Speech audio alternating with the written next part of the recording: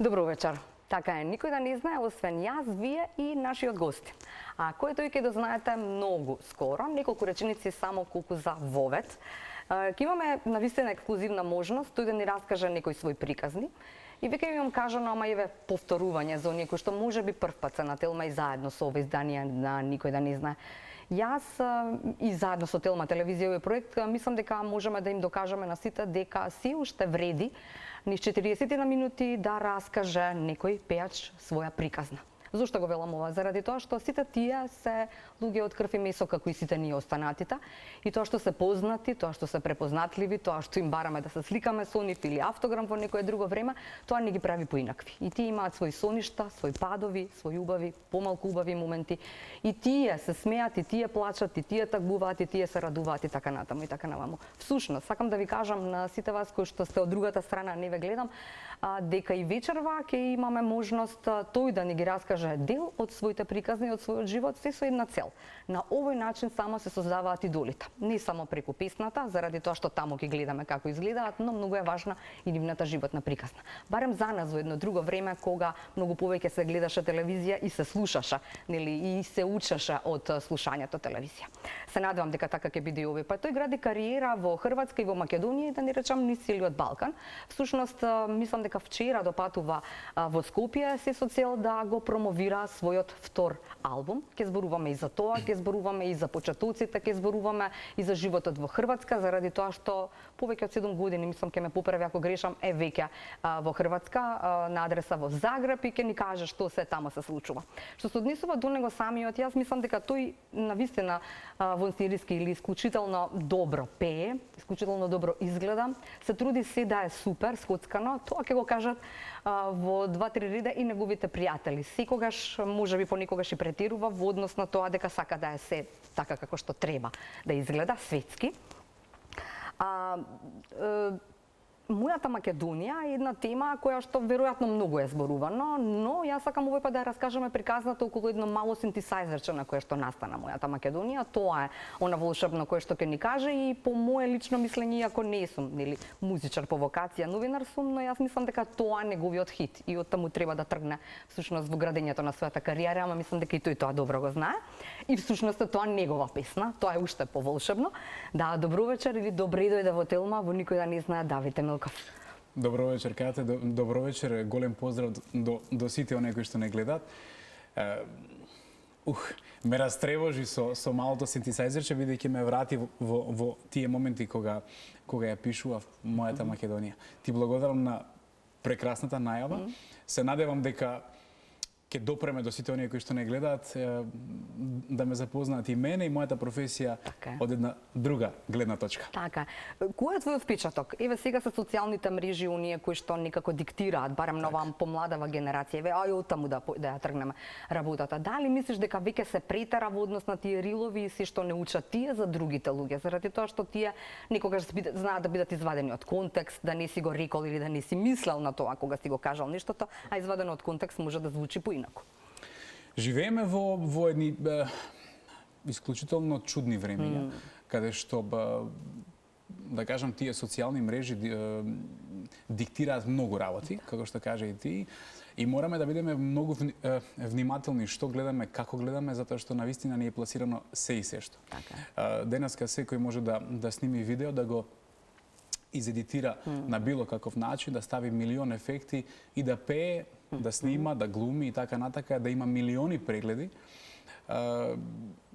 Ете, баш пред некој ден зборувавме со некои членови од мојот бенд, каде што, ете, имаме можност да во некој момент, кога е некој болен или кога има некоја оправдана причина да изостанува од некој концерт, да имаме замена. Да. Многу често знаат да дојдат луѓе кои што имаат милионски прегледи на TikTok, на YouTube и така натака, каде што се победници, но теренот покажува нешто поинако, колку се всушност музички незрели и колку не е тоа правата слика за нив. На Инстаграм, на TikTok сме сите ние победници, ние сме сите нашминкани, сите сме дотерани, сите ние имаме некои вредности, а всушност во живо сме нешто други. Кај мене, да кажеме, на малце поинаква ситуација, каде што ме тераат многу време да бидеш почнам, поактивен. многу време се срамев, не знам како да кажам, не сакав да станам нарцис кој што е обседнат со друштвени мрежи, кој што затоа што тоа веќе полека преминува во нешто друго. Во нешто друго, па благо кажано, да, затоа што познавам многу луѓе, да кажем, од јавниот живот кои што доколку немаат милионски прегледи паѓаат во депресија и се на некои антидепресиви. Всушност чудни времиња се. Мора да бидеме многу внимателни и да внимаваме што посакуваме. Така. Затоа што на крајот на денот богатството е нешто многу поинакво од тоа што денеска ни се представува. Така. Јас себе сношти стигнав од Скопје.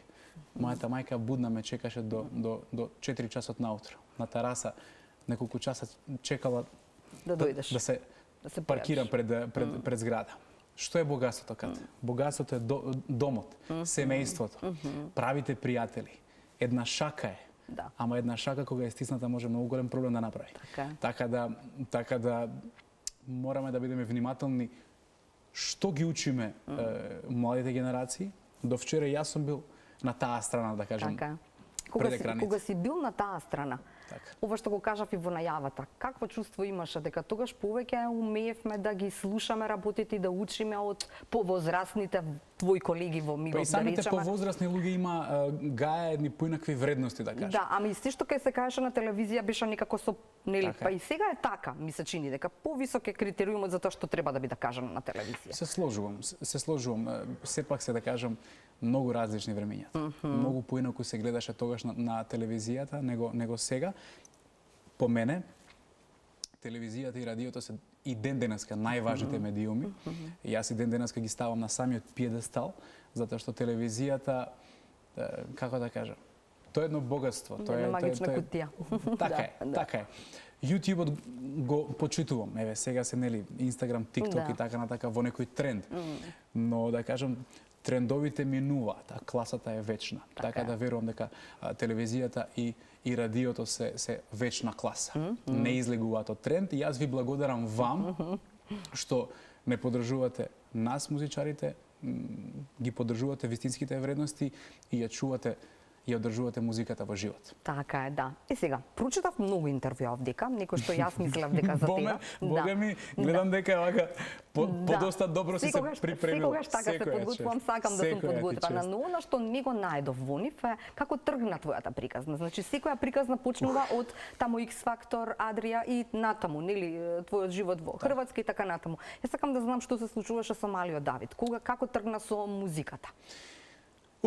Па да кажем, од многу рано, многу луѓе од моето семејство се, да кажем, доста музички надарени. Мојата мајка пее прекрасно. Неизините татко и мајка, моите дедо и баба, мојата баба прекрасно пее, многу се, да кажем, слуховно надарени. Јас еднашка бев сведок, бев доста мал, каде што се возевме во еден автомобил, во една стара жолта Шкода, каде што дедо ми и баба ми седеа на предното седиште, јас и мајка ми на задното, и каде што јас уживав во нивното пеење. Така е. Јас го пеев примот. Мојата мајка и мојата баба ми пееа терци. Мојот дедо ми пееше доле секста, така да навистина имав можност да растам во едно прекрасно семејство, во една прекрасна фамилија. Од друга страна, татко ми е исто така многу слуховно надарен, да кажам, има опасен слух. Добро. Така да од рано ме открија дека имам слух, дека пеам. Неколку пати победував на тие некои, како да кажам, детски надпревари, златен глас. Имавме традиција со нашето училиште да летно време одиме на одмор и неколку пати ме пријавуваа без да знам. Јас седам во публика и имаше една девојче, како сега ми предочи, и вика, а сега ќе настапи Давид Темелков. И јас викам, се вика исто како јас. Јас чекам кој ќе искажи. И наставничката моја Драгица, ја поздравувам во оваа прилика на прекрасна личност. Вика, ајде Давид, ме фати за рака, ме гурна таму на сцената и јас, да кажам, таа вечер победив на тоа. И од нигде никаде запеа? Така е. Аха. И потоа Бобан Јосифовски, кој што е управител на тоа детско одморалиште, ме повика на аудиција За на Златно Златно Славече. Славече. Јас не годував, првата година не се пријавив. Колку години имаше? Па мислам дека 11. Аха, добро. Првата година не се пријавив на аудиција, не се појавив таму. Наредната година мајка ми едно дождливо утро ме разбуди и ми вика ќе одиме вика во зоолошка. Ја викам, мајко 12 години имам надворе дожд, кај ќе ме носиш викам во зоолошка. Ајде ќе одиме. Влеговме во кола и се паркираше пред Сојузот за деца. Таму беа аудициите и ми вика сега вика ќе идеш вика на аудиција. Не, викам не. Бев многу срамежлив. И ете така ме пикна некако внатре. Таму беа Бобан Јосифовски и покојниот маестро Џамбазов, кому сум му многу должен за многу работи, ќе ви кажам и подоцна, затоа што на мојата прва аудиција, јас бев негде меѓу последните кандидати, и уште кога отпеав, веднаш му кажа на Боби, ова дете ќе пее соло песна оваа година. Стварно, и така некако се случија, да кажам, тие мои први официјални музички чекори. Почетоци, така е. Значи, Златното Славече ми беше дефинитивно една голема одскочна даска. Таму по прв пат ги почувствував тие даски на неповторливата универзална сала. Таму прв пат срцето впети го почувствував. Баш како во живо се пееше тогаш, така. Така и навистина секој настап ние дневно имавме по 3 или по 4 представи, беше навистина полно универзалната сала цветаше. Така да тоа беа моите први официјални почетоци. И потоа тргнува приказната со одење во музичко училиште, бирање на музика за своја професија? Не. Што избра гимназија? Не. Не. Машинско се запиша, не. Јас бев скроз одличен ученик, имав ми беа сите петки од прво до 8 оделение, не дека многу учев, ама ете така, ми одеше школото и запишав средно медицинско училиште. Запишав средно медицинско училиште затоа што ете, да кажам, татко ми, мајка ми во еден момент, јас од секогаш сакав да учам средно музичко училиште, но претходно не посетував нижо музичко училиште. И тие мислеа дека нема да ме примат во музичко и вајда претпоставувам не сакаа да се разочарам. Така. И во еден момент ме посоветуваа, ми рекоа, слушај сине, нека ти биде музиката можеби хоби, имај си ти некоја професија, имај си занет. Сигурно си. Да. И? Да ете после месец и пол учење во средното медицинско училиште, имавме предмет музичко. Ја поздравувам мојата професорка Лидија Пшенко во овој момент и од срце заблагодарувам за сето она што го направи таа за мене. А таа го направи првиот главен чекор. Влезе на час и рече: денеска ќе учиме македонска традиционална музика. Каде ќе го отворам дневникот, тој ќе ми запее. Јас бев последен во дневник. Сам на страната. Отвори и ми вика: Златното Славече, вика. Да пееш ми, вика. Јас викам: професорке, не, викам, се срамам. И ете, ме убеди некако. Јас почнав да плачам, почнав да пеам. Таа почна да плаче и ми го зема телефонот. И ми вика: барај мајка ти веднаш. Барај мајка ти веднаш. И ми солзи и вели на мајка ми: Господјо, вашиот син не е за тука. И така, бидејќи бев многу мирен, да кажам, мајка ми се јава и ми вика: добро бе сине. Што направи сега? Па беше ли ред, вика, месец дена не издржи, вика. Што проблеми направи? Вика: мајко, ништо. Утре дента, односно вечерта, мајка ми ме повика на еден разговор. Ми вика: сине, слушај, вика, дали си размислувал, вика, да се префрлиш во средно музичко? Викам: мајко, викам, не. Зашто? Викам: слушај, тука ми е, викам, супер.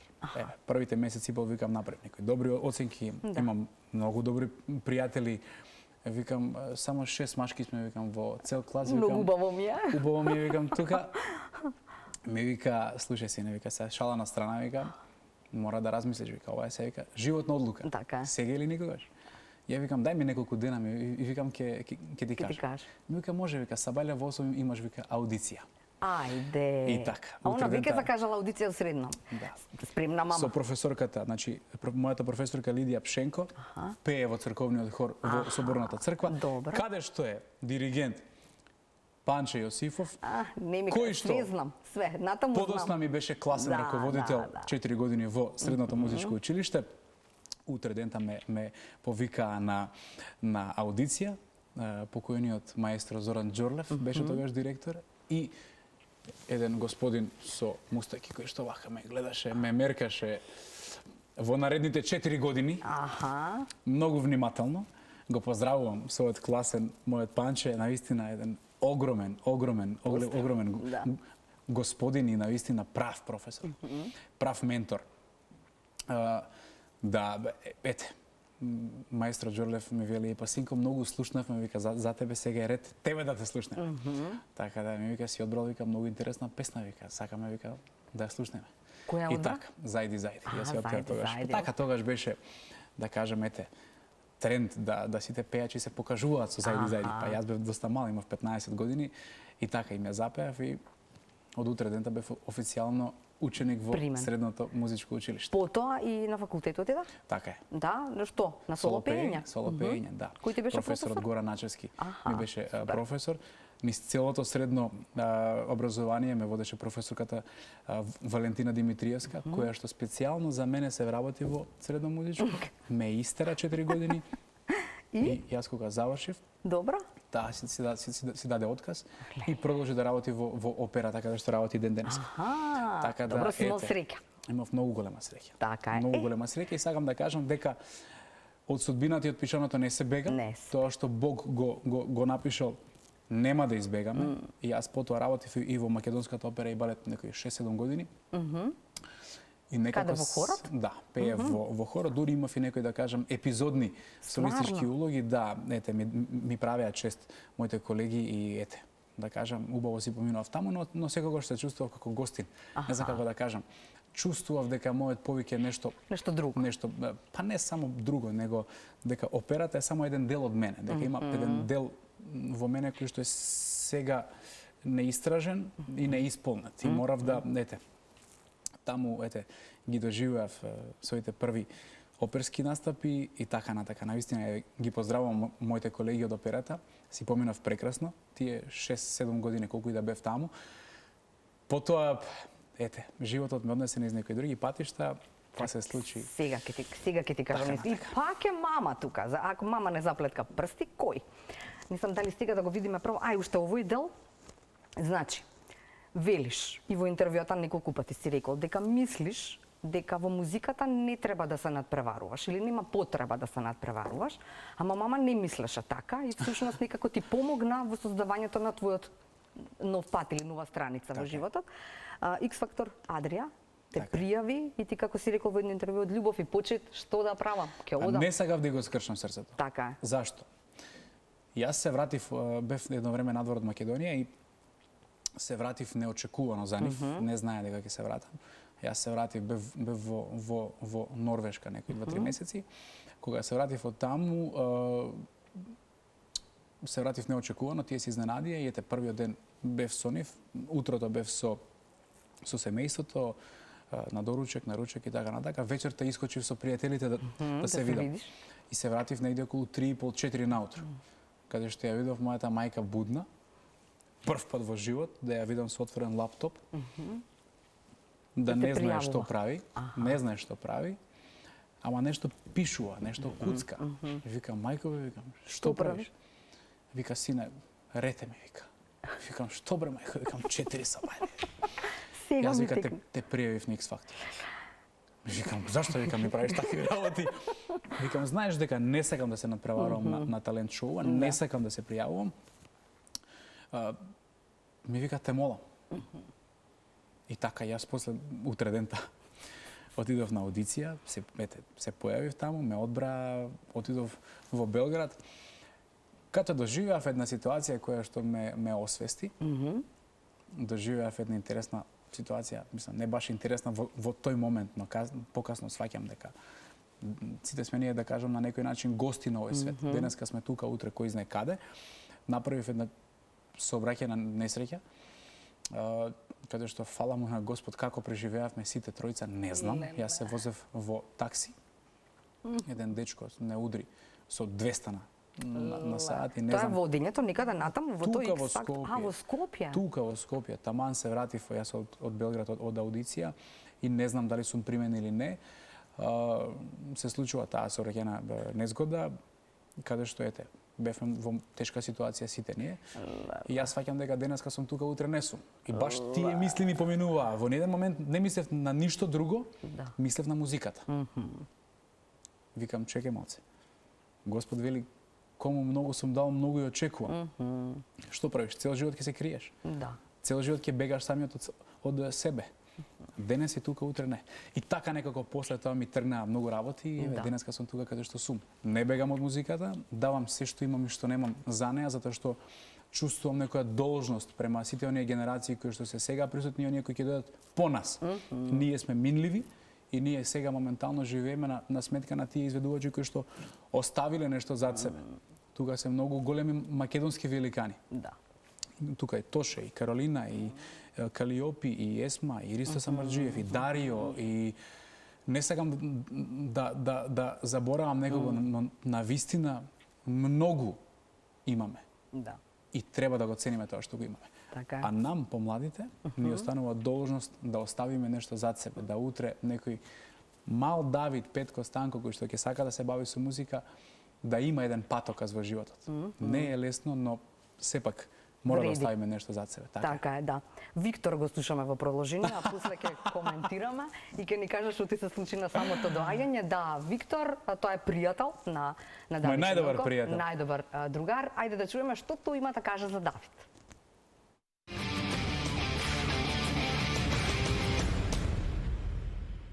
Со Давид се познаваме цел живот. Израстати сме во исто мало, а во своите 20 години се здруживме поприлично интензивно. Како би го опишал? Високо интелигентен, супер талентиран, еден од најдобрите вокали на балканско ниво, лавовско срце, другарчина. Мани.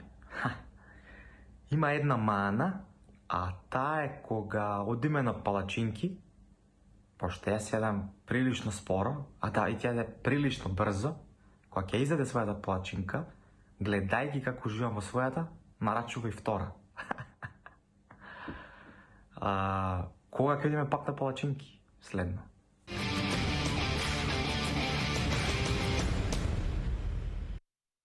Гледаш што е мана? Да. Па јади поборно. Викторче е тежок буразер, што би се рекло овака жаргонски. Овака, тоа ми се пријатели, значи Виктор ми е другар кој што го знам цел живот, да кажеме, како почнавме да зрееме во еден период, почнавме уште поинтензивно да се почитуваме и да се дружиме. Така да Виктор е една лавчина, би рекол, човек кој што навистина е неизоставен дел од мојот живот. И кога веќе ги зборуваме палачинките, одиме ние во кремисима на палачинки и јас ќе изедам мојата палачинка, гледам он на пола, полека си сецка. Си ужива, да ви. Си мези, он си мези. Ја викам, слушај, на ќе му дари, викам, дај викам уште една палачинка. Он додека јаде својата, ја веќе втората сум ја изел, што се кажува. Така да, мислам дека тоа е вистинското богатство, да, од самата младост. Ама кога, значи, од кога на палачинки пак? Кога сака? До кога си тука? Тука сум до 5 декември, така да Виктор, палачинки. Има да части палачинки. Кој ќе части он? Јас. А ти? Добро, може така. Сега, пред да ја чуеме мојата Македонија. Добро. Тоа е првата песна со која што ќе ни се представиш. Сакам да кажеме приказната околу ова малото синтесајзерче. Но претходно велиш вака, во главата долго ме следеше една заразна мелодија која не сакаше да замине. Ја отелутвори во композиција со мелодија и текст и од прва разбуди солзи кај мене, но и кај најблиските кога ја слушна. И потоа доаѓа вториот дел, велиш напишана на едно мало и старо електрично синтесајзерче, но во себе го има целото моје срце. Да. Јас ти кажувам, по мене, не знам дали си ти свесен за тоа, дека тоа е твојата лична карта. Ако зборуваме за нели пеачка кариера и дека ти го создаде за себе самиот својот хит. Јас никогаш не се надевав дека ќе бидам толку долго надвор од Македонија. Тука сум растен, тука сум зреен, тука сум роден, тука сум створен. И така, тоа беа едни тешки моменти и за мене и за за мојата земја, гледав какви премрежја се случуваат и ми беше многу тешко што тоа и се случува на мојата татковина, што тоа е кај мене дома. И така, некои 2 години ме пратеше една мелодија и ја игнорирав. Тоа не ми се случило претходно. Обично ако не ја запишам одма или ако не ја снимам веднаш, се заборава. Прва преспиена ноќ и од утре веќе не ја имам. Така да една вечер пред да си легнам, така бев сам. Имам едно синтесајзерче вака малечко е. Старо, едно трошно. И викам, ајде викам, ќе те напишам. Да. И почнав полека да ја компонирам строфата. И многу интересно што и самата мелодија и текстот сами се некако поврзуваа. И дојдов до рефренот и вака над клавирчето имам една икона од Исус. И викам, помагај. Помагај застана. Викам, напишав убава строфа, викам. Ако го утнам, викам, рефренот готов сум, викам. И викам, што да напишам, викам, малку е, викам. Толку многу имам што да кажам. И викам, ќе ми пукне, викам, срцева, викам, во гради. Значи, толку многу зборови, толку многу сакам да кажам, а не смеам да претерам, викам. Викам, те не викаат бугари, те не викаат грци, те не викаат срби, те не викаат не знам што. А каде да се појавиме на Балканот, било кој кога ќе запее нешто македонско, кога ќе запее Тоше зајди вика, како ви македонци пиеват. Значи, посебни сме. Сите знаете дека сме македонци тогаш. И викам, еве ти го рефренот. Ето ти го рефренот. Му го кажа. Да. На Исус. И така викам, што да кажам, малку е. Срце в гради ќе ми распукне. А штом Тоше зајди запее, сите добро знаат кои сме. И да пеам, малку е. Затоа што не може во една песна да се опише оваа земја и овој народ. Јас сум горд и почестен сум. Имам привилегија од Бога што сум тука роден, што сум македонец. И мислам дека секој еден од нас треба да има таа привилегија и тоа чувство према оваа земја, затоа што према оваа земја сите имаме должност. Сега е ред за Мојата Македонија, краток джингл и уживаме заедно со Мојата Македонија на Давид Темелков.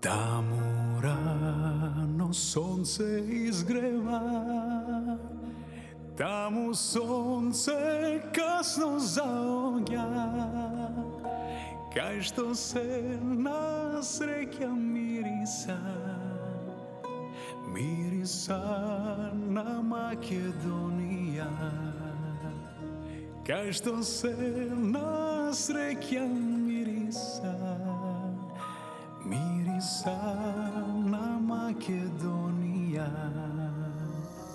Таму шара небо искина, таму Вардар земја милува, денот таму со песна почнува, таму е мојата фамилија. Што да кажам, малку е, срце в гради ќе ми распукне, а штом Тоше зајди запе, сите добро знаат кои сме. И да пејам, малку е, срце вели дома врати срце има само еден лек за душава, тоа е мојта Македонија.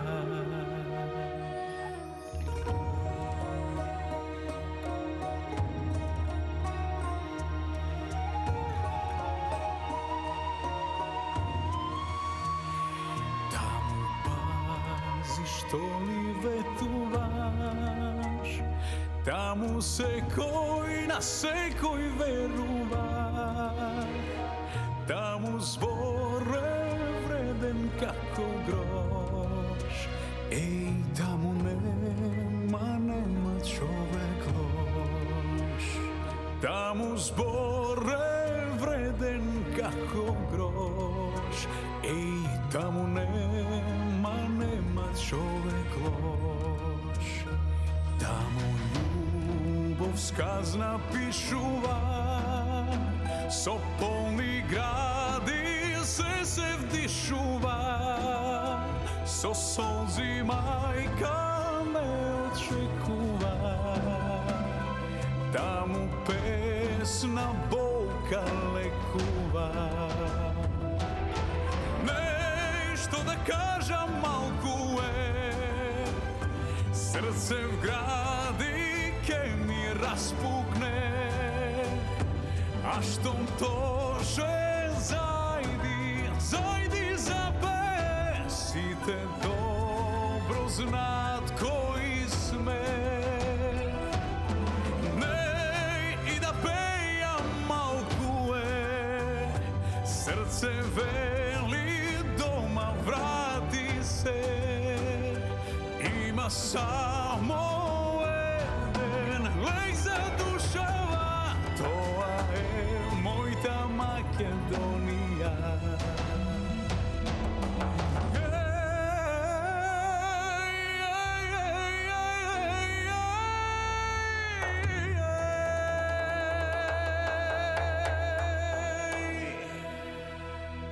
Ех, да можете, но не можете, со мои очи да ја видите, би знаеле, еј, колку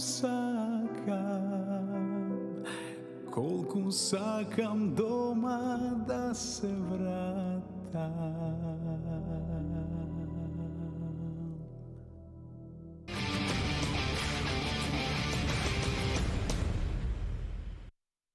И знаете како ќе тргне муабетот, тогаш уште 5 минути кога ќе ти кажат од режија, тоа е многу страшно, ама тоа е. Сега ќе се обидам да не ни се налути Сандра, не гледа. Сандра, поздрав, еве, тука сме, заедно сме и сега ќе те гледаме, да видиме што ќе ни кажеш ти за Давид.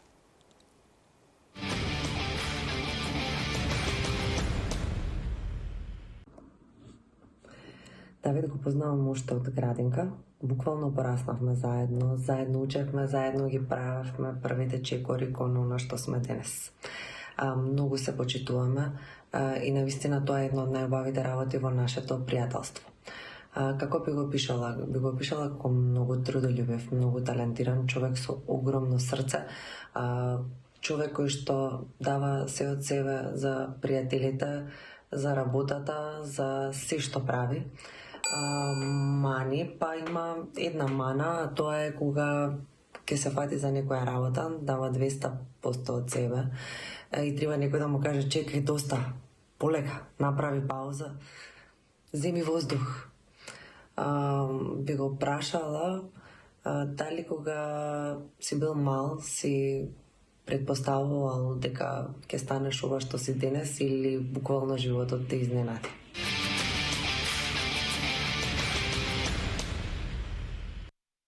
Ете, тоа беше Сандра, се надевам дека е задоволна дека имаше на телевизија. Сандричка е моја другарка, моја најдобра другарка, од градинка сме заедно. Да. Од 3 годишна возраст. И сега не знаеше дека ќе бидеш ова што си, по прашањава да ја одговориме. Па, некако предчувствував од секогаш, ама не знам што би кажал, Кате, не знам што би кажал. Од секогаш имав нешто вградено, некој чип во мене кој што ми говореше што ќе биде мојот пат, што ќе биде мојата судбина. Но животот ме изненади за самиот патоказ, да кажам. Очекував нешто потполно поинако, но супер. Среќен сум. Тони Цетински беше виновникот да се запознаеш со Елена? Тоа беше на некој коктел, ако е добро ова све во интервјуава или ако ја добро читам? 2015 година бев гостин на некој коктел. На негов концерт. Концерт и во Пулска арена. Добро. И по концертот имаше некој афтер парти, како што би се рекло, и таму случајно се судривме и тој судар трае, одекнува веќе 11-та година. Како вака велиш, зашто ни треба време. По завршувањето на талент шоуто заминав за Хрватска и случајно се запознавме, не знаевме во што влегуваме, јас со Скопје, таа од Пула, но младоста носи лудост во себе, не дозволивме далечината да не раздели, напротив не сближи. Елена ми даде една посебна димензија на животот, ме смири, таа е моето сидро. Сидрото те чека сега во Загреб? Така е, така е. Подпишувам со две раце, тоа е тоа. Овој пат не е нималку лесен, таа носи голем дел од мојот терет и да не е таа во мојот живот би изгледа дефинитивно многу поинаку и многу посиромашно. Да. Колку ти улесна кога ја раскажа својата приказна за неубавото патешествие кој што ти го донесе животот, чисто за... Ти улесни малку или не? Види вака, јас сметам дека луѓето не мора да знаат се што се случува зад завесите, бидејќи не се луѓето криви да ги знаат нашите прљави работи. Едноставно музиката е таква една професија, има многу сплетки, многу интриги, многу неубави работи, но од друга страна јас влегов многу невино, многу наивно во се тоа. Немав представа. Ама не ме разбираш зашто? Зборувам за операцијата, зборувам за тој дел. И тоа е еден дел од животот кој што можеби нема потреба да се дава. Го раскажа се со цел да им кажам на луѓето дека ако се верува, така е, ако се верува може да се успее. Едноставно тоа е живот. Секој од нас се соочува со некои своји битки, со некои своји проблеми, некои со финансиски, некои со здравствени, некои со лични, приватни, ментални, така натака. Сметам дека доколку човек верува во добро, добро ќе го снајде.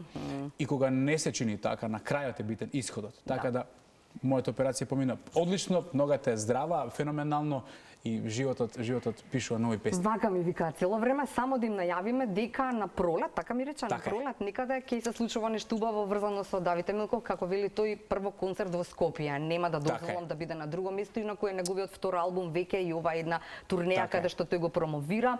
И сега можеш ли само за крај кога ќе оди оваа одјавата, како беше слушај што животот диктира? Да, ајде нешто вака кратко, само. Слушај животот што диктира, не среќа се што лице насмева, доволна е лажна насмевка, да ти скрши срце на пола, не продавај си ја душата, и срце повторно ќе заигра, љубовта е среќа, штом дома имаш некој да те дочека. Фала ти, Давид, на искреноста и се надевам се гледаме за убаво. Јас се надевам дека наскоро, по нова година повторно ќе се видиме, ќе го најавиме мојот прв солистички концерт токму во Скопје. Да. Сакам за историјата на мојата кариера првиот концерт да биде во Скопје. Супер, ти благодарам за се, се гледаме ни утре. Поздрав!